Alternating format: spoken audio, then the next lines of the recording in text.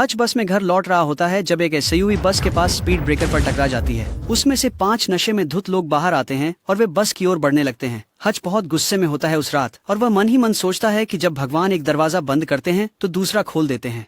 वह उम्मीद करता है कि बस का दरवाजा खुले, जबकि बस ड्राइवर को इन लोगों के लिए दया आ जाती है और उन्हें अंदर आने देती है। ये नशे में धुत लोग तुरंत परेशानी शुरू कर देते हैं और एक अन्य यात्री से उलझ जाते हैं जो किताब पढ़ रहा होता है। ये यात्री कुछ करने की कोशिश करता है, लेकिन फिर वह हच की तरफ देखता है और शायद सोचता है कि अगर वह उनके खिलाफ जाता है तो वह पर्याप्त सहायता नहीं करेगा। हच अपनी सीट से कूदता है और बस चालक की ओर बढ़ता है। वह उसके हाथों से बस की चाबी लेता है और उसे बस के बाहर बंद कर देता है। फिर वह दूर चला जाता है। फिर वह अपनी बंदूक दिखाता है, लेकिन वह इसे खाली कर देता है।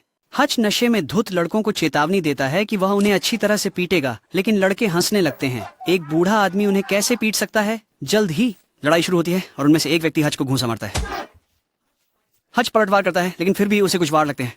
उनमें से एक आदमी हच पर बोतल से हमला करने की कोशिश करता है, लेकिन हच उसे पकड़ लेता है और बोतल को आदमी के सिर पर तोड़ देता है। ये देखते हुए कि वे हच को हरा नहीं सकते, वे लोग हच पर चाकू निकालने लगते हैं। हच उन्हें चकमा देने में कामयाब हो जाता है और यहाँ तक कि 2 लोगों को हेडलॉक में भी पकड़ लेता है। एक तीसरा आदमी उस पर हमला करता है और हेडलॉक तोड़ देता है। सभी घायल हो जाते हैं क्योंकि हच को एहसास होता है कि उसे किसी चीज को हथियार के रूप में इस्तेमाल करना होगा।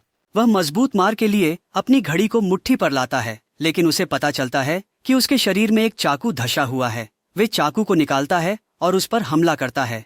लड़ाई और भी क्रूर हो जाती है जब सभी आदमी एक साथ हच पर हमला करते हैं। वह उसे बस से बाहर फेंकने में कामयाब हो जाते हैं।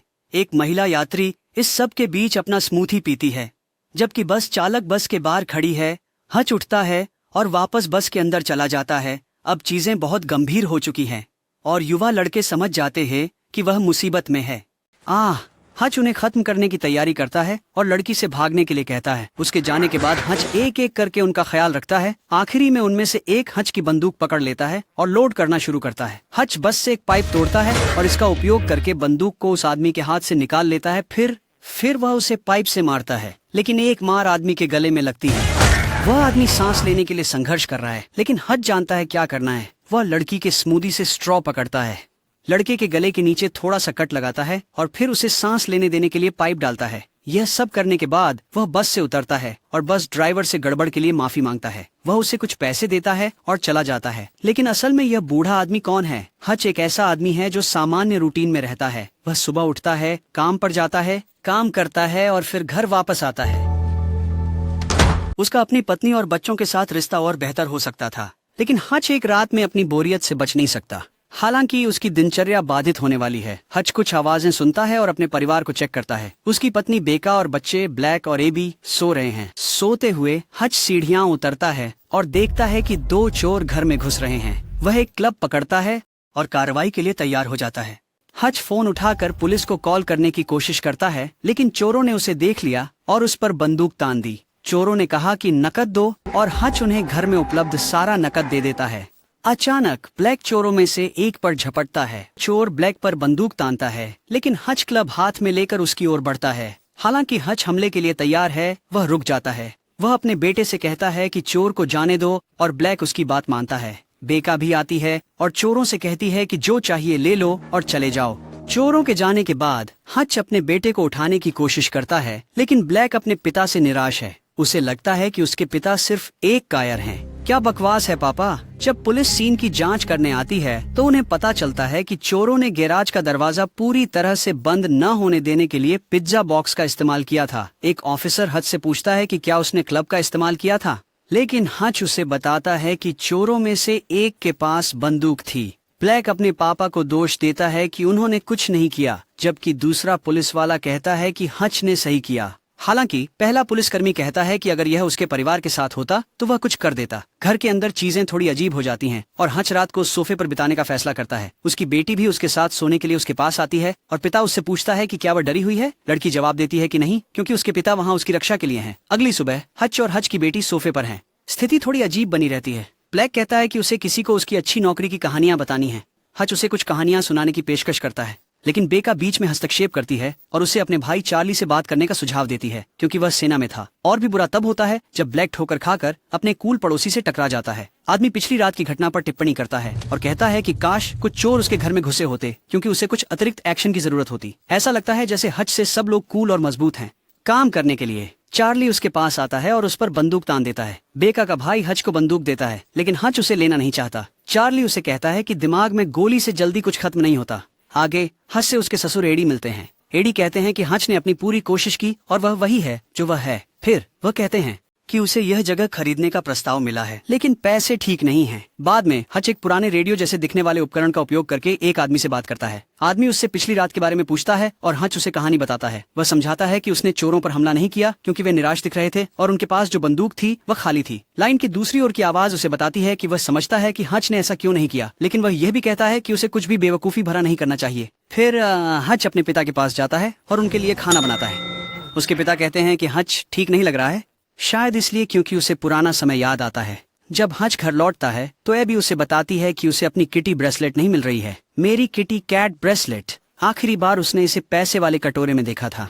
लड़की सोचती है कि क्या चोरों ने इसे ले लिया होगा। हच को उस पर बहुत गुस्सा आता है और वह बाहर चला जाता है। वह वापस अपने पिता के पास जाता है और एक डिब्बे से बंदूक निकालता है, जिससे पता चलता है कि उसके पिता FBI एजेंट थे। उसके पिता अब खड़े होते हैं और बहुत उत्साहित लगते हैं। हच उन्हें बताता है कि उसे कुछ करना है और उसके पिता उसे जाने के लिए प्रेरित करते हैं। उसने चोरों में से एक की कलाई पर एक टैटू देखा था, तो वह कई टैटू स्टूडियो में जाकर पूछता है कि क्या उनमें से किसी ने वह डिजाइन बनाया था। आखिरकार उसे पता चलता है। एक समय हच एक स्टूडियो में जाता है जहां एक बूढ़ा व्यक्ति समझता है कि उसका FBI बैज असली नहीं है। हच उन्हें पैसे देकर जानकारी खरीदने की कोशिश करता है, पर आदमी थोड़े आक्रामक हो जाते हैं। जब हच पैसे दिखाता है, बूढ़ा आदमी हच की कलाई पर टैटू देखता है और उसकी सेवा के लिए धन्यवाद कहता है। आपकी सेवा के लिए धन्यवाद। फिर वह कमरे से चला जाता है और दरवाजा बंद कर देता है। बाकी आदमी समझ जाते हैं कि उन्हें हच से नहीं उलझना चाहिए और पूछते हैं कि वे कैसे मदद कर सकते हैं। हच स्टूडियो में रखे डिजाइन को देखता है और यह जानना चाहता है कि उस व्यक्ति का स्थान कहाँ है जिसके हाथ पर वह टैटू है। जल्द ही हच एक दंपत्ति के घर में घुस जाता है और आदमी को पीटना शुरू कर देता है।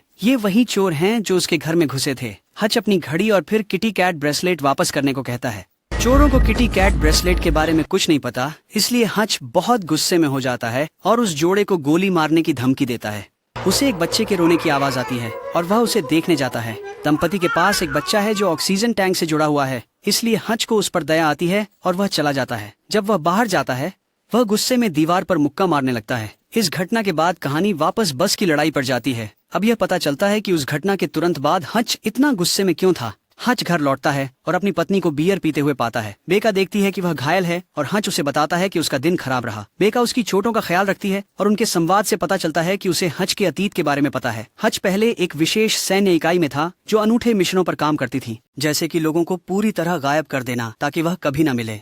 बेका उसे बताती है कि वह उसके साथ है, लेकिन हच उसे याद दिलाता है कि वे अब एक दूसरे को चूमते या गले भी नहीं लगाते। हच कुछ समय के लिए खुद से अलग होने से पहले बेका से कहता है कि वह याद करे कि वे पहले कैसे थे। याद करो हम पहले कैसे थे। इसी बीच जूलियन नाम का एक रूसी माफिया बॉस अपने क्लब में प्रवेश करता है और हर कोई उसकी हर जरूरत का ख्याल रखता है। आश्चर्यजनक रूप से यूलियन स्टेज पर आता है और गायक के साथ गाना शुरू कर देता है। सभी उसके लिए तालियां बजाते हैं, लेकिन कुछ लोग जो उससे मिलने आए हैं इसके बारे में चिंतित महसूस करते हैं। उनमें से एक कहता है कि गाना और नाचना एक ऐसे व्यक्ति के लिए थोड़ा अनुचित है जो बड़ी मात्रा में नकदी की सुरक्षा करता है। यूलियन उस टिप्पणी से नाराज हो जाता है और वह टेबल पर एक गिलास तोड़ देता है। फिर वह अपने हाथ में कांच के टुकड़े का उपयोग करके उस आदमी के अंगरक्षकों को तकलीफें देता है और फिर उसे मार डालता है। इसे देखकर किसी ने कोई और आपत्ति नहीं की। यूलियन को एक फोन कॉल आती है और उसे पता चलता है कि उसका भाई अस्पताल में है। जब वह अस्पताल जाता है तो डॉक्टर उसे बताता है कि उसके भाई को गंभीर सिर की चोट आई है और वह कोमा में है। किसी को नहीं पता कि वह कभी पूरी तरह ठीक हो पाएगा या नहीं। जूलियन का भाई उन लोगों में से एक है जिन्होंने बस में हच के साथ लड़ाई की थी।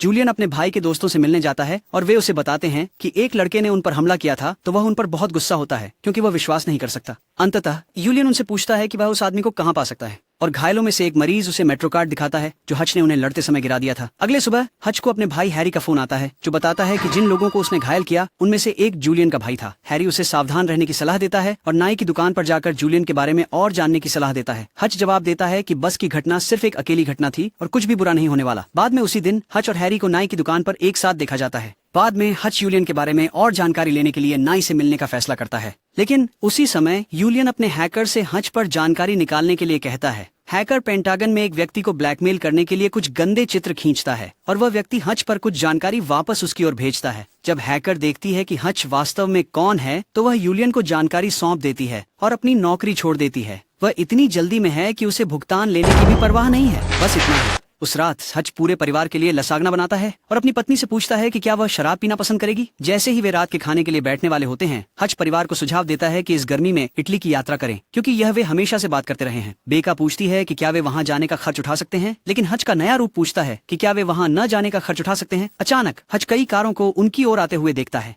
और तुरंत एहसास होता है कि वे उसके लिए आ रहे हैं। वह अपने परिवार को घर के अंदर एक गुप्त कमरे में ले जाता है और बेका को चूमता है, फिर परिवार को अंदर बंद कर देता है। जैसे ही दरवाजा बंद होता है, हच अपनी पत्नी से पुलिस को फोन न करने के लिए कहता है। कुछ ही क्षणों में दर्जन भर हथियारबंद आदमी घर में घुस जाते हैं, लेकिन हच उनसे लड़ने लगता है। हच उनमें से कुछ को मार देता है, हालांकि वह सबको नहीं मारता। हालांकि हथियारबंद लोगों में से एक उसे करंट देता है और हच बेहोश हो जाता है। जब वह जागता है तो खुद को ट्रंक में हथकड़ी में बंधा पाता है। हच को पता है कि ऐसी स्थिति से कैसे निपटना है। वह अपना अंगूठा बाहर निकालने के लिए इसे खिसका देता है। फिर वह ट्रंक के कंपार्टमेंट को खोलता है और फायर एक्सटिंग्विशर निकालकर कार के अंदर इसका उपयोग करता है। कार धुएं से भर जाती है और चालक इसे क्रैश कर देता है। हच क्रैश से सुरक्षित बच जाता है और देखता है कि 3 में से 2 माफिया मारे गए हैं। जो अब भी जीवित था वह हच से पूछता है कि वह कौन है और हच अपनी कहानी के कुछ हिस्से बताता है। वह कई 3 अक्षर वाली एजेंसियों के लिए ऑडिटर हुआ करता था और वह आखिरी व्यक्ति था जिसे ये संगठन देखना चाहते थे। उसके पास गिरफ्तार करने का अधिकार नहीं था, क्योंकि जब उसे भेजा जाता था उसे सभी को मार देना होता था। हच अपनी कहानी को छोटा कर देता है जब उसे एहसास होता है कि वह व्यक्ति मर चुका है। हच अपने घर की ओर भागता है और अपने पिता को कॉल करता है कि स्थिति बढ़ गई है। घर पहुंचने पर हच अपने परिवार को गुप्त कमरे से बाहर निकालता है और उन्हें कार तक ले जाता है। वह अपनी पत्नी से कहता है कि उस पर विश्वास करें और बच्चों को दूर ले जाएं जब तक कि वह इसका ध्यान नहीं रख लेता। हच जानता है कि जूलियन उसका पीछा करता रहेगा और इससे उसके परिवार को खतरा होगा। जब उसका परिवार चला जाता है तो हच लिविंग रूम में शवों को एकत्र करता है और एक कहानी सुनाने लगता है, क्योंकि उनमें से एक अभी भी मुश्किल से जीवित है। वे बताता है कि उसे एक बार एक आदमी को मारना था, लेकिन उसने उसकी कहानी सुनी और उसकी जान बख्श दी।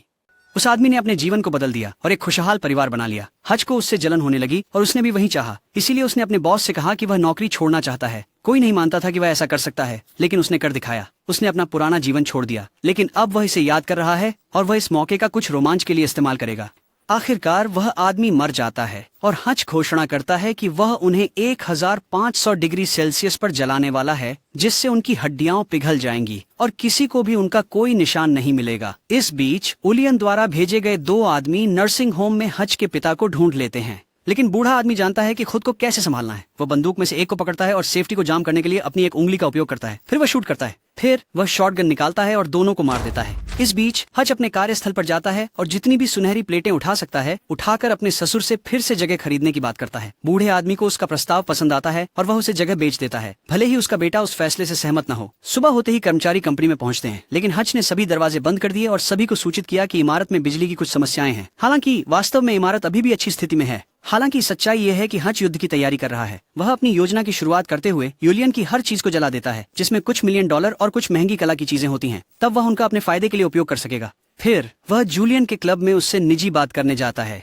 ये सुनिश्चित करने के लिए कि वे अकेले में बात करेंगे। उसने अपनी उंगली से एक बम जोड़ रखा है। हच जूलियन को बताता है कि उनके पास 2 विकल्प हैं। एक विकल्प युद्ध करने का होगा, जबकि दूसरी विकल्प शुरुआत से शुरू करने का था। उलिया के पास आरामदायक जीवन के लिए बहुत पैसा है और हच उसे उससे दूर किसी नए स्थान पर शुरू करने के लिए कहता है। हच क्लब के बाहर निकलता है और अपनी कार तक पहुंचता है, उम्मीद करते हुए कि उलिया दूसरा विकल्प चुनेगा। हालांकि उलिया अपने आदमियों के साथ क्लब से बाहर भागता है और उन्हें हच का पीछा करने का आदेश देता है। हच पहले अपनी कंपनी पहुंचता है, लेकिन माफिया वाले उसके ठीक पीछे हैं। उलिया क्या करेगा? उलिया को कोई अंदाजा नहीं है कि क्या हो रहा है। जब गोलियां चलनी शुरू होती हैं, हच खतरे में पड़ जाता है, लेकिन उसका भाई अचानक प्रकट होता है और स्नाइपर राइफल का उपयोग करते हुए कुछ बुरे लोगों को मार देता है। क्योंकि मैं तुम्हारे सफेद गधे को बचाने नहीं आता। इसके अलावा उसका पिता उसे इमारत के अंदर घुसने का कवर देता है। बुरे लोग उनका पीछा करते हुए अंदर आते हैं, लेकिन उन्हें पता नहीं है कि हच ने अपनी कंपनी को एक मौत के जाल में बदल दिया है। उनमें से कुछ को हच और उसके परिवार ने मार डाला और कुछ अन्य घातक जाल में फंस गए। हच ने कंपनी के भीतर हर सामग्री का उपयोग हथियार के रूप में किया है। किसी समय पर